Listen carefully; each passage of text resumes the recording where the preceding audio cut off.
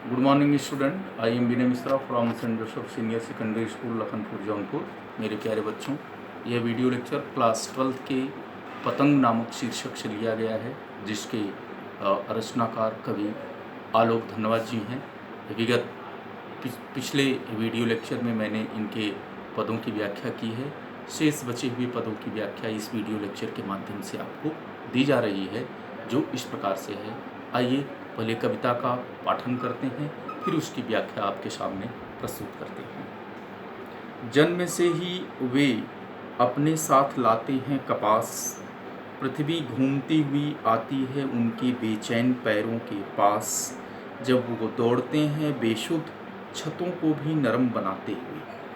कवि कहता है कि जो बच्चे जिनकी उम्र 10 वर्ष से कम या 5 वर्ष से कम है, ऐसे बच्चों के जो अंग और प्रत्यंग होते हैं वो कपास के फूल के जैसे नरम, मुलायम और कोमल होते हैं, और उनकी खेल भावना में, उनके दौड़ धूप में इतनी तेजी होती है जैसे मानो वो पूरे पृथ्वी को नाप लेना चाहते हैं।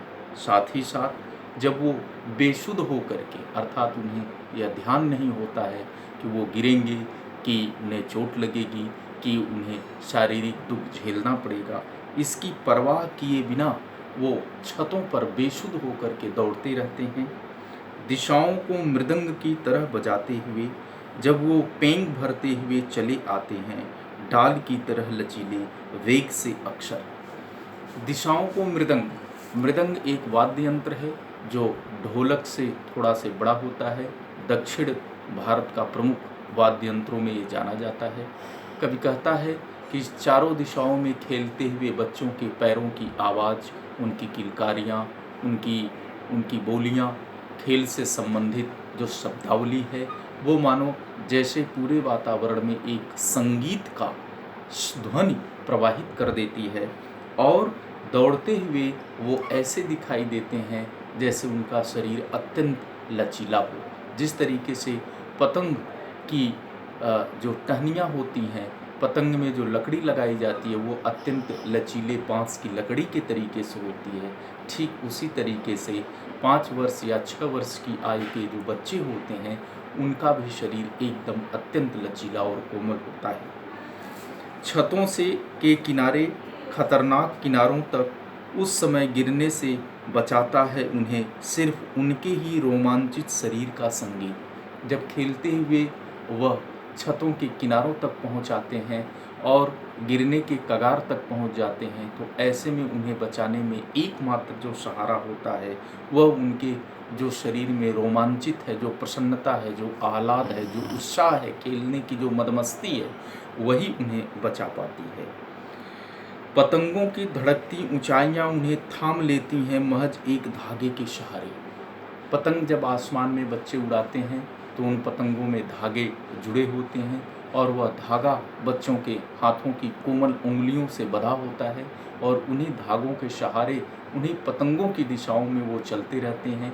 जिन जिन दिशाओं में पतंगों का प्रवाह, वेग उड़ता रहता है, उसी दिशा में वो बच्चे भी चलते रहते हैं, और वो पतंग एक तरीके से बच्चों को चलाती है, न कि बच्चे पतंग को चला रहे होते हैं। पतंगों के साथ साथ वो भी उड़ रहे हैं अपने रंध्रों के सहारे।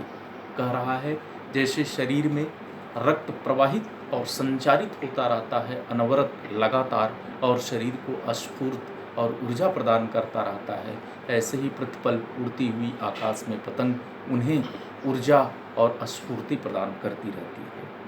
अगर वे कभी गिरते हैं छतों के खतरनाक किनारों से और बच जाते हैं, तब तो, यदि वो छतों के किनारों से गिर जाते हैं तब तो उनके जीवन में भय, डर व्याप्त हो जाता है। लेकिन यदि गिरने के बाद वो बच जाते हैं तो उनके मन में कौन सा भाव उत्पन्न होता है, उस पर कवि आगे बताता है। और भी निडर होकर सुनहले सूरज के सामने आते हैं, पृथ्वी और भी तेज घूमती हुई आती है उनके बेचैन पैरों के पास। उनके खेलने का उत्साह कम नहीं होता है, बल्कि उनकी दौड़ धूप, खेलना कूदना, भागना, शरारत करना और भी तेज़ी से बढ़ जाता है, और वो तब तक शांत नहीं होते जब तक कि उनका शरीर शिथिल नहीं पड़ जाता है। इस अंतिम छंदों के द्वारा कवि ने बालक के जो 5 वर्ष के उम्र की हैं उनके खेलने की बड़ी ही विश्लेषणात्मक और मनोवैज्ञानिक ढंग से व्याख्या की है, जिसमें ऐसे तमाम शब्द और शब्दावली और वाक्यों का प्रयोग किया गया है जो हमें अपने बचपन के प्रारंभिक जीवन की तरफ हमारा ध्यान आकर्षित करता है। धन्यवाद।